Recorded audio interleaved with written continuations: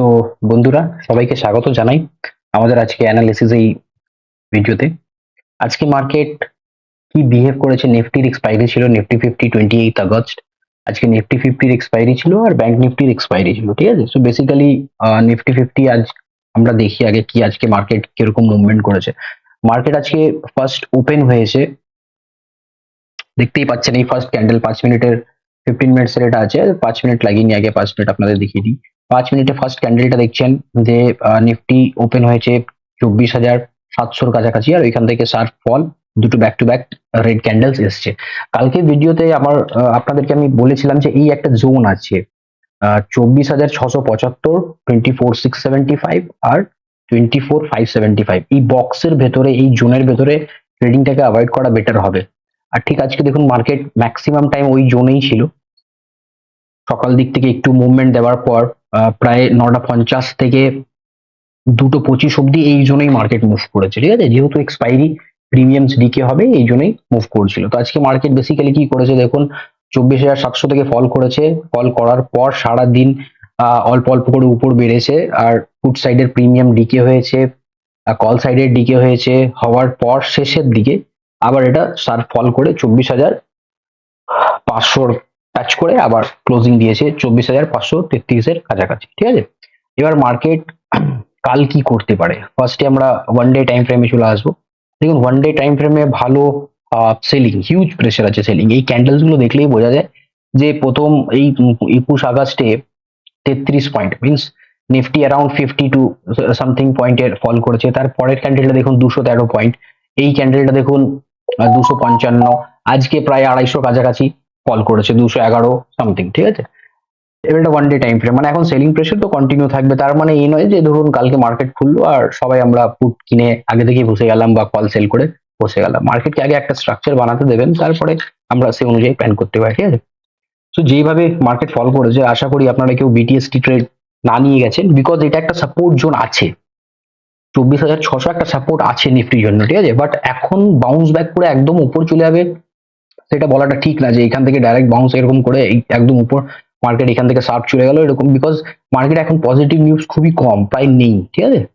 So এখন bounce back করার chance com, but এই জোনটাতে এখন মার্কেট থাকতে পারে, ঠিক আছে। এবার মার্কেটের আমরা নেক্সট এর জন্য কিছু লেভেলস গুলো দেখে নিই আগে, যে রেজিস্ট্যান্স কি হতে পারে আর সাপোর্ট গুলো কোথায় কোথায় হতে পারে। যদি মার্কেট ধরুন যেমনি গিফট নিফটি এখন ট্রেড করছে 24,600-র কাছাকাছি, তো যদি আর সারা রাত অব্দি মার্কেট একটু পজিটিভ কিছু নিউজ আছে বা কিছু, তো এই যে ফার্স্ট এই একটা লেভেল আছে 24,700, 24,700 না আসার কিছু নেই, মার্কেট ইজিলি 24,700 চলে যেতে পারে এখান থেকে আস্তে আস্তে করে।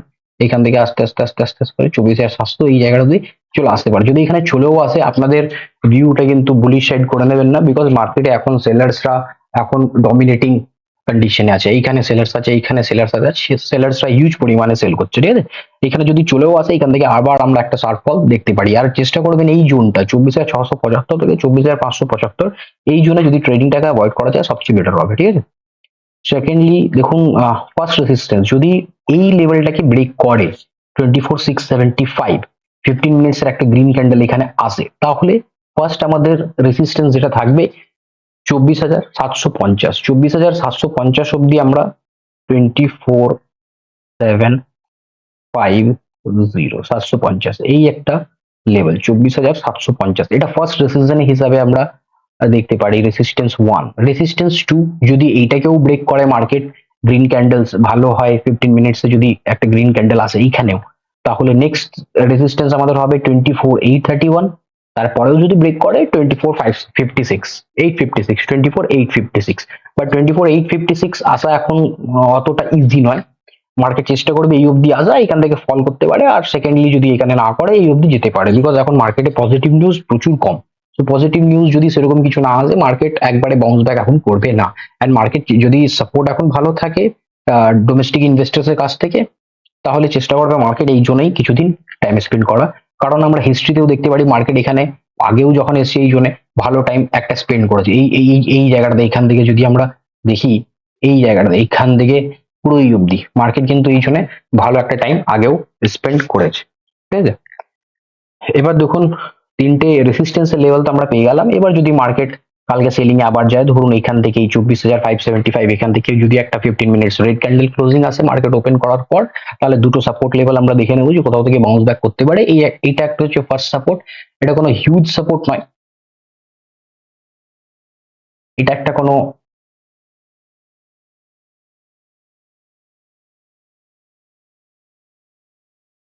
এই জায়গাটা একটা কোনো হিউজ সাপোর্ট নয়, ঠিক আছে।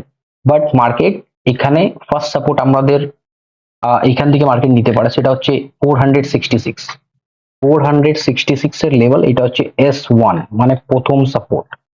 এখানে যদি আসে মার্কেট যদি ফল করে, সেকেন্ড সাপোর্ট এটাকেও যদি মার্কেট ব্রেক করে দেয়, সেকেন্ড সাপোর্ট এই জায়গাটাতে আসতে পারে 24,345। বাট এখন মার্কেট যদি খুব শার্প সেলিং এ থাকে, সো আমার হিসাবে মার্কেট একটা মুভ ওভার ক্যাপচার করতে পারে 24,345 অব্দি। সো আপনারা যদি পুট সাইডে এন্ট্রি করেন, কোন একটা রেড ক্যান্ডেল রেসিস্টেন্স লেভেলে যদি ফর্ম করে, এই যে কটা রেসিস্টেন্স, একটা, দুটো, 3, 4, 5, এই রেসিস্টেন্স গুলোতে যদি আপনারা 15 মিনিটস এর ভালো একটা বডির সাথে অ্যাটলিস্ট 70 to 80% বডির সাথে একটা রেড ক্যান্ডেল ক্লোজিং দেখেন, তাহলে আপনারা একটা পুট সাইডের এন্ট্রি নিতে পারেন, ডাউন সাইডের এন্ট্রি নিতে পারেন। বাট তার জন্য ফার্স্ট সাপোর্ট হবে 24,466, 24,466, অ্যান্ড সেকেন্ড সাপোর্ট হবে 24,345। এই দুটো লেভেল আমরা নেক্সট দিনের জন্য দেখে নিলাম। আর আপনারা যদি কিছু বিটিএসটি নিয়ে গেছেন, আপনারা কমেন্ট করতে পারেন যে কে কল নিয়ে গেছে, কে পুট নিয়ে গেছে, আপনারা কি হোল্ড করেছেন। আর যদি আপনাদের কোনো প্রশ্ন থাকে, আপনারা জিজ্ঞেস করতে চান, অবশ্যই জিজ্ঞেস করবেন, আমি চেষ্টা করবো আপনাদের সবাইকে রিপ্লাই দেওয়ার জন্য। অ্যান্ড প্লিজ কাইন্ডলি আমাদের নতুন চ্যানেল, সো আপনাদেরকে রিকোয়েস্ট করবো কাইন্ডলি একটু সাবস্ক্রাইব করে শেয়ার করবেন। অনেক অনেক ধন্যবাদ আপনাদের।